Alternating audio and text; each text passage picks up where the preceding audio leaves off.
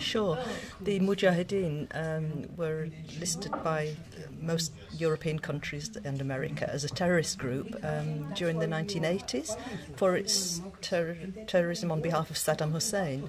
Since the group has been reformed in Albania, they have tried to whitewash that past and present themselves as a democratic, almost feminist and future government of Iran. And there are serious flaws and issues with that message, because this group actually represents a huge danger to Europe. They've transferred from Iraq as people who have trained in military manoeuvres. They've taken part in war and suppression. They are experts at intelligence, military intelligence, and they are responsible for many deaths, not only of their own members, but other people. And so it is very naive and disingenuous of European and American politicians to accept them as an opposition group. Unfortunately, this group has survived because of the support that they've been given by the neoconservatives in America. It started with Donald Rumsfeld in 1983, when he actually offered this group to Saddam Hussein to help with his war effort against Iran. They thought that if the Mujahideen were with Saddam Hussein, this would demoralise Iranians. Of course it didn't. But 20 years later, when Saddam Hussein was removed from power and executed, the Mujahideen survived. They only survived because Donald Rumsfeld again stepped in under a kind of neoconservative project of opposing Iran, and he supported this group. He gave them protected person status under the 4th Geneva Convention, United Nations, and protected them in Camp Ashraf in Iraq for 10 years, from 2003 up until 2012. Fortunately, and the Iraqi government, the new Iraqi government of this new country, were desperate to get rid of the Mujahideen because of their terrorism and their implicated in contacting Al-Qaeda and Daesh in Iraq. And it was only when the Obama administration came to power in America that serious effort was made to actually disband the Mujahideen. There's been a lot of speculation about why the Mujahideen were removed from the US terrorism list, when it is clear that they are still a terrorist group. They're still, their belief in violent regime change hasn't changed at all since the beginning of this group.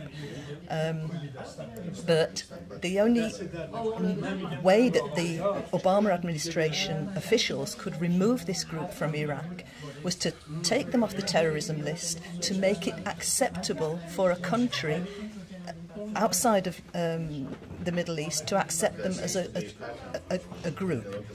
That country, unfortunately for them, was the little country of Albania, with a population of just under 2 million people.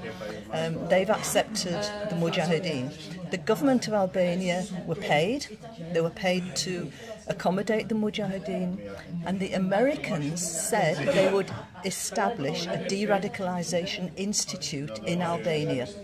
Now, the thinking behind that was that if they start with the Mujahideen, de-radicalising these members, they would also be able to bring ex-ISIS fighters, their wives, their widows, their children, and de-radicalise them in Albania. That was the thinking behind it. And that was a credit, because that's a good thing. De-radicalise these people, send them back to their families, rehabilitate them back into society, and then it's safe for Europe. Lots of European countries refuse to take these people, and that's understandable. But if they're de-radicalised along the way, we can take them home.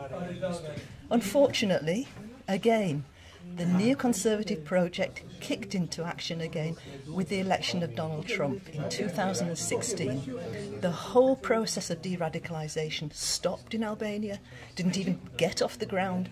Instead, the Mujahideen were enabled to regroup as a terrorist group in a closed camp, continue their human rights violations against the members, continue their propaganda against Iran, and then create a kind of fictitious narrative about the dangers of the Iranian regime in Albania and in Europe. In fact, what the Mujahideen did at that point was to invite the possibility of political violence in a country which had never seen such a thing. So the Mujahideen has been extremely damaging, not only to Albania, but to Europe.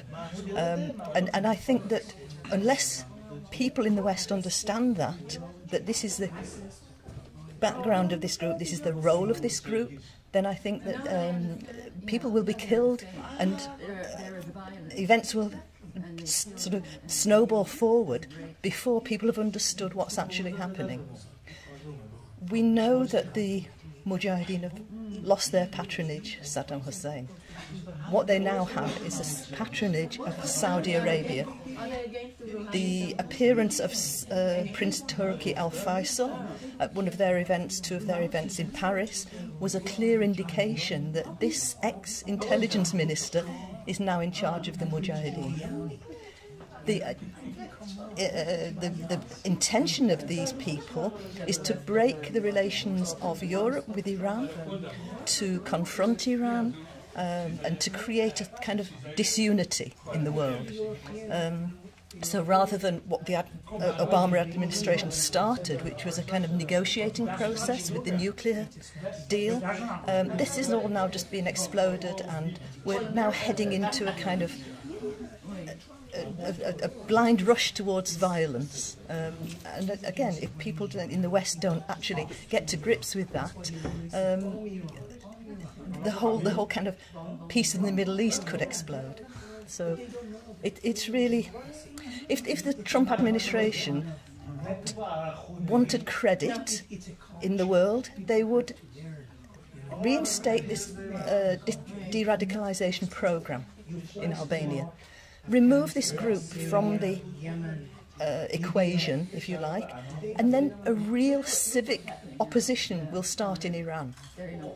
It's just a natural event that you take away the most extreme organisation, which only wants a violent regime change.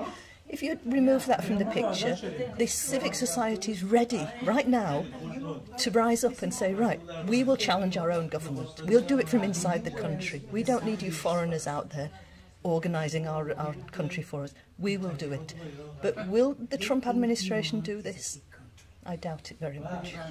But here in the European Union, of course, a country like France, where a lot of these people are living today, you think that there is support from France government or France authorities for these people, for this movement, like the leader Ashavi?